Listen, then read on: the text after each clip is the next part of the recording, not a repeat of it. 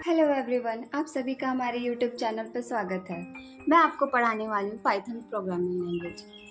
मैं आशा करती हूँ मैं जो समझाऊंगी आप सभी को समझ में आएगा। बिना लेट किए इस वीडियो को स्टार्ट करते हैं एक नए तरीके से, एक नए अंदाज से। पाइथन है क्या? What is Python? Python is a powerful modern high level programming language. अब इसका मतलब क्या है? पाइथन हमारा पावरफुल है, मॉडर्न है, हाई लेवल प्रोग्रामिंग लैंग्वेज है। अभी के फील्ड में बोला जाए तो बहुत सारे लैंग्वेजेस है, सी है, सी प्लस प्लस है, जावा है और बहुत सारे कॉटलिन है, HTML है, CSS है, बहुत सारे लैंग्वेजेस है अगर बोला जाए तो। लेकिन हम लोग को पाइथन क्यों पढ़ना है? इसका कुछ रीज़न तो होना चाहिए ना कि हम लोग पाइथन पढ़ें। एक्चुअली रीज़न ये है कि इसके जो, अगर अभी तो हम डिटेल्स में नहीं जा सकते, उससे पहले ही मैं थोड़ा सा आपको क्लैरिटी दे देती हूँ। पाइथन बहुत इजी है, बहुत इजी। बाकी लैंग्वेजेस के मुकाबले इसका सिंटैक्स को समझना, इसकी जो लाइब्रेरीज है उसको समझना बहुत आसान है। इसके बारे में अगर आप लोग पढ़ोगे तब पता चलेगा कि ये कितना आसान है पढ़ना। अब पढ़ने के बाद आपको पता चलेगा कि ये मुझे कैसे नहीं पता चला पहले से। काश पता चला होता तो मैं ऐसे पढ़ ली होती। अच्छा कोई नहीं, सबको नए पहली पहली बार ही पता चलता है। पाइथन को पावरफुल इसलिए बोला जाता है कि आजकल आप लोगों को पता है कि AI आ गया है। AI बिना पाइथन के कुछ भी नहीं है। मशीन लर्निंग में भी हम लोग पाइथन पढ़ते हैं, डेटा साइंस में भी पाइथन है।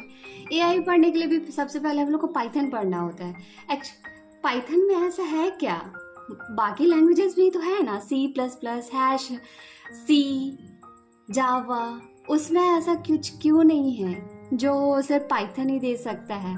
पाइथन में ऐसा बहुत कुछ है, मैं अभी डिटेल्स में नहीं जा रही हूँ, जिसके वजह से हम लोग पाइथन के बिना AI का कुछ भी नहीं है।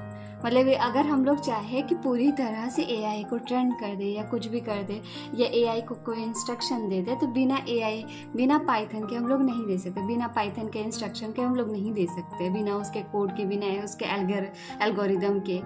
तो पाइथन को पावरफुल इसलिए बोला गया है क्योंकि अभी के दौर में जो हम लोग AI को बहुत ज़्यादा एडवांस समझ रहे हैं, एडवांस रिसर्च समझ रहे हैं या एडवांस जो टेक्नोलॉजी हम लोग समझ रहे हैं, वो एक्चुअली डिपेंडेंट है पाइथन पे। तो पूरी तरह से नहीं बोल सकते, लेकिन एक पाइथन ही ऐसा लैंग्वेज है जो AI को ट्रेंड करता है, उसके LLM को ट्रेंड करता है, लार्ज लैंग्वेज मॉडल को। LLM का फुल फॉर्म है लार्ज लैंग्वेज मॉडल। तो उतना डिटेल्स में मैं नहीं जा रही हूँ। पाइथन को पावरफुल इसलिए बोला जाता है क्योंकि इसे हम लोग AI के लिए यूज़ करते हैं, डेटा साइंस में भी यूज़ होता है, मशीन लर्निंग में भी यूज़ होता है, इसलिए इसको पावरफुल बोला जाता है। ये मॉडर्न लैंग्वेजेस है, मॉडर्न टेक्नोलॉजी के हिसाब से इसे डेवलप किया गया है ताकि वो कुछ ऐसा एडवांस टेक्नोलॉजी बना करके दे सके। तो हाई लेवल इसीलिए है, हाई लेवल प्रोग्रामिंग लैंग्वेज है। तो समझ में आ गया what is Python? Python is a powerful modern high level programming language. अब पाइथन क्या है? Python is interpreted language. Python को इंटरप्रेटेड लैंग्वेज क्यों बोला जाता है? कुछ तो रीजन होना चाहिए जिससे इसको interpreted, like in the C, I am talking about the compiler. Everyone know about it if you learn C programming language. Yes, C. In C, you learn about the compiler. Compiler, what is compiler? Compiler is a translator which translate the source code into the white code. हम उसमें नहीं जाना चाहते हैं अभी हम यहाँ पे हैं, पाइथन के बारे में पढ़ते हैं। पाइथन को इंटरप्रेटेड लैंग्वेज इसलिए बोला गया है क्योंकि वो जो प्रोग्राम है वो प्रोसेस्ड होता है एट रन टाइम पे। जब हम लोग प्रोग्राम को रन करवाते हैं तो उसका जो कोड है लाइन बाय लाइन वो रन होता है, एक एक लाइन करके। और कंपाइलर ऐसा नहीं करता, वो पूरे कोड को एक साथ करता था। और यहाँ पे क्या होता है, एक एक लाइन करता है और वो रन टाइम पे प्रोसेस्ड होता है, पहले से प्रोसेस नहीं होता है। जैसे कंपाइलर में क्या था, उसमें पहले से कंपाइल हो गया, उसके बाद उसको हम लोग एग्जीक्यूट करवाते थे। लेकिन यहाँ पे क्या है, हम लोग को कंपाइल करवाने की ज़रूरत नहीं होती है। इंटरप्रेटर ऐसा नहीं करता है, वो डायरेक्ट प्रोसेस करता है रन टाइम पे। उसका जितना भी काम है इंटरप्रेटर का वो डायरेक्ट करता है रन टाइम पे, उससे पहले कुछ भी नहीं करता है। because the program is processed at runtime by the interpreter and we do not need to compile the program before executing it. वो रन टाइम पे हमारा जो कोड है वो रन होता है और इसको कंपाइल करने की ज़रूरत नहीं होती है और डायरेक्ट एग्जीक्यूट होता है। कंपाइलर और इंटरप्रेटर में यही एक डिफरेंस है। दोनों ट्रांसलेटर है जो ट्रांसलेट करता है सोर्स कोड को ताकि वो मशीन समझ सकते हैं। मशीन को तो कुछ समझ भी नहीं आता, वो 0 और 1 का लैंग्वेज समझ में आता है इस मशीन को। तो हम लोग का जो लैंग्वेज है वो उसे कैसे समझ में, हम लोग जो बोलना चाहते हैं उसे वो कैसे समझेगा। वही काम है यहाँ पे ट्रांसलेटर का, वो ट्रांसलेट करता है 0 और 1 में। अगर हम लोग बिकॉज लिखे हैं तो ये बहुत सारा इसमें ये ज़ीरोज़ और वंस में इसको चेंज करता है सबसे पहले इंटरप्रेटर, देन वो मशीन उसको समझता है, फिर हम लोग को कुछ आउटपुट देता है।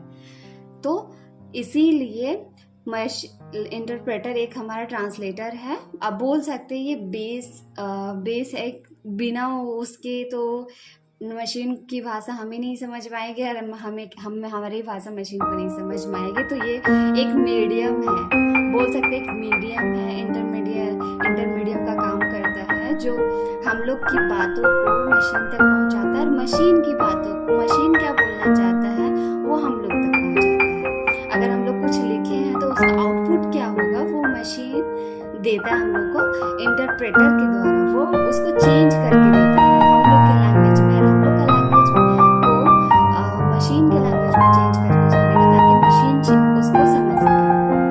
तो यहाँ पे इसीलिए पाइथन को इंटरप्रेटेड लैंग्वेज बोला जाता है। यहाँ पे एक और बात है जो कंपाइलर ऐसा नहीं करता है। यहाँ पे जो हम लोग कोड लिखते हैं, जब हम लोग कोड की बात है, कोड के टाइम जब लोग कोड लिखेंगे तो मैं आपको और अच्छे से तब आप लोग और अच्छे से समझ में आएगा।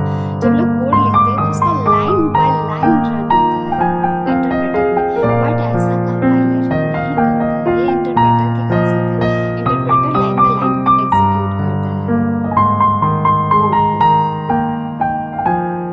अब नेक्स्ट आते हैं कि हु डेवलप पाइथन। पाइथन को किसने डेवलप किया, कहाँ और कब। Python was developed by Guido van Rossum in the early 90s at the National Research Institute for Mathematics in Netherlands in 1980s. Actually तो पाइथन जो डेवलप किया गया उस साइंटिस्ट का नाम है गाइडो वन रोज्यूम।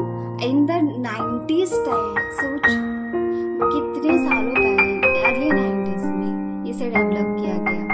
और ये कहाँ, नेशनल रिसर्च इंस्टीट्यूट जो कि कहाँ पे है, नेदरलैंड्स में है। अब वो नेशनल रिसर्च इंस्टीट्यूट मैथमेटिक्स में है, अब वो नेदरलैंड्स में है और इसे 1980s में बनाया गया। आज के लिए मैं नहीं रहने देती हूँ, आगे इस वीडियो को मैं कंटिन्यू करूँगी, लेकिन इससे पहले मुझे जानना है कि अगर आपको इसे समझने में कोई प्रॉब्लम हुई, कोई दिक्कत हुई हो तो आप हमें कमेंट करके बता सकते हैं, मैं उसका सॉल्यूशन आप लोग को प्रोवाइड करूँगी। आप लोग नोट्स की बिल्कुल भी फिक्र ना करें, आप लोग बस समझने पे ध्यान दिया करें। आप लोग अगर बोलोगे तो मैं नोट्स प्रोवाइड करवा दूँगी, आप लोग उसे अपने हिसाब से लिखना, कोई भी कुछ भी लिखना हो उसे अपने लैंग्वेज में लिखना होता है। अगर मैं आप लोग को समझा रही हूँ, आप लोग अच्छे से समझने पे फोकस करो, ना कि लिखने पे। पहले समझ लो अच्छे से, कॉपी बंद करो, लेक्चर को क्लोज करो, फिर जो आता है आप अपने लैंग्वेज में लिखो। अपनी चीज़ों को अपनी भाषा में लिखा हुआ रहता है तो वो और आसान हो जाता है समझना। इसीलिए आप लोग नोट्स की चिंता ना करें, मैं उसे अपलोड कर दूंगी। आप लोग अगर बोलोगे तो आप मेरे यूट्यूब चैनल को सब्सक्राइब जरूर करें, मेरे वीडियो को लाइक ज़रूर करें ताकि मुझे भी पता चले कि मैं अगर ठीक पढ़ा रही हूँ ताकि मैं इसे कंटिन्यू कर सकूँ। और अगर आपको इसके अलावा और अपडेट्स चाहिए हो तो आप मुझे कमेंट में बता सकते हैं। Thank you.